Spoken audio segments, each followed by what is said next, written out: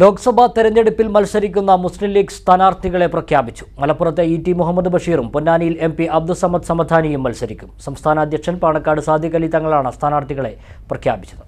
കേരളത്തിൽ 2 സീറ്റിലും തമിഴ്നാട്ടിൽ 1 സീറ്റിലുമാണ് മുസ്ലിം ലീഗ് സ്ഥാനാർത്ഥികൾ മത്സരിക്കുന്നത്. കേരളത്തിൽ സിറ്റിംഗ് എം.പിമാർ പരസ്പരം മണ്ഡലം മാറി മത്സരിക്കും. ഇതുപ്രകാരം മലപ്പുറം മണ്ഡലത്തിൽ യു.ഡി.എഫ് സ്ഥാനാർത്ഥിയായി മുസ്ലിം ലീഗിലെ ഇ.ടി. മുഹമ്മദ് ബഷീർ മത്സരിക്കും. പൊന്നാനിയിൽ എം.പി. അബ്ദുസമദ് സമദാനിയും മത്സരിക്കും. തമിഴ്നാട്ടിലെ രാമനാഥപുരത്താണ് ലീഗ് മത്സരിക്കുന്ന മറ്റൊരു മണ്ഡലം. നവാസ് ഖനി ഇവിടെ സ്ഥാനാർത്ഥിയാകും. DMK-യുമായി ചേർന്നാണ് തമിഴ്നാട്ടിൽ ലീഗ് മത്സരിക്കുക.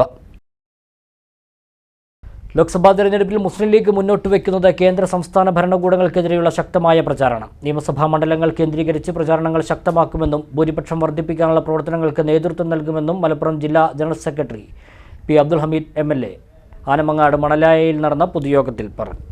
ലോക്സഭാ തെരഞ്ഞെടുപ്പിന്റെ പ്രചാരണ പരിപാടികളുടെ ഭാഗമായി ജില്ലയിൽ 10,000 കുടുംബ സംഗമങ്ങൾ സംഘടിപ്പിക്കാനാണ് മുസ്ലിം ലീഗ് മലപ്പുറം ജില്ലാ കമ്മിറ്റിയുടെ തീരുമാനം.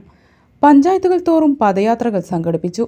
കേന്ദ്ര സംസ്ഥാന സർക്കാരുകൾക്കെതിരെയുള്ള വിഷയങ്ങൾ തന്നെയാണ് മുഖ്യമായും മുസ്ലിം ലീഗ് തെരഞ്ഞെടുപ്പ് പ്രചരണത്തിൽ മുന്നോട്ട് വയ്ക്കുന്നത്.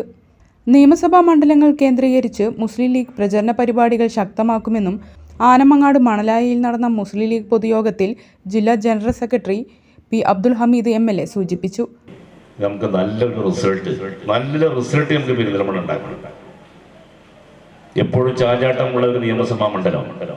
കഴിഞ്ഞ നിയമസഭാ തെരഞ്ഞെടുപ്പിൽ നമ്മളുടെ ഭൂരിപക്ഷം നമുക്കറിയാം. ഇപ്പോൾ ഹൈക്കോടതിയിൽ കേസ് ഫേസ് ചെയ്തുകൊണ്ടിരിക്കുകയാണ്. കേസൊക്കെ നമുക്ക് അനുകൂലമായി മറുപടി സംശയമല്ല. അതല്ല, ഈ പാർലമെന്റ് തെരഞ്ഞെടുപ്പിൽ ഒരു മൃഗീയ ഭൂരിപക്ഷം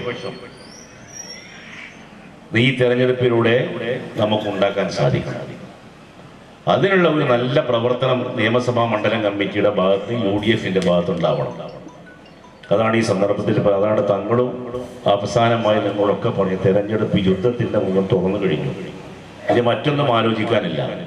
നമ്മൾ തെരഞ്ഞെടുപ്പിന്റെ ഓരോ കാര്യങ്ങളും തെരഞ്ഞെടുപ്പുമായി ബന്ധപ്പെട്ട കാര്യങ്ങളാണ് ചെയ്തുകൊണ്ടിരിക്കുന്നത്. പദയാത്രകൾ എല്ലാ ജില്ലയിലും വളരെ സജീവമായി നടന്നുകൊണ്ടിരിക്കുകയാണ്. ഈ 2 ദിവസം നടത്താൻ തീരുമാനിച്ചത്.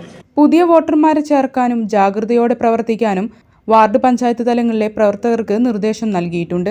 ഈ വോട്ട് നമ്മൾ ചെയ്യുന്നത് കേവലം ഭൂരിപക്ഷത്തിന്റെ എണ്ണം കൂട്ടാനല്ല, ഞാനും നിങ്ങളും മോദിയോട് എന്ത് നിലപാട് സ്വീകരിക്കുന്നു എന്ന് പ്രഖ്യാപിക്കാനാണ്. നിങ്ങളെ കുട്ടികൾക്കും അവസരം വേണ്ടേ? നമ്മളെ വീട്ടിലെ 18 വയസ്സ് കഴിഞ്ഞ കുട്ടികൾക്കും അവസരം വേണ്ടേ? അതിനാണ് ഈ തെരഞ്ഞെടുപ്പ്. അതുകൊണ്ട് വോട്ടർ പട്ടിക നന്നായി പഠിക്കണം. ഓരോ ബൂത്ത് തിരിച്ചും അതിനുള്ള വളരെ കൃത്യമായിട്ടുള്ള പ്രവർത്തനം നടക്കണം.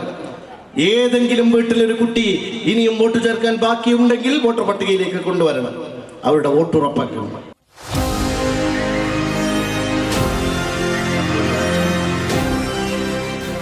കൂടുതൽ വാർത്തകളും വിശേഷങ്ങളും അറിയാൻ പേജ് ലൈക്ക് ചെയ്യൂ.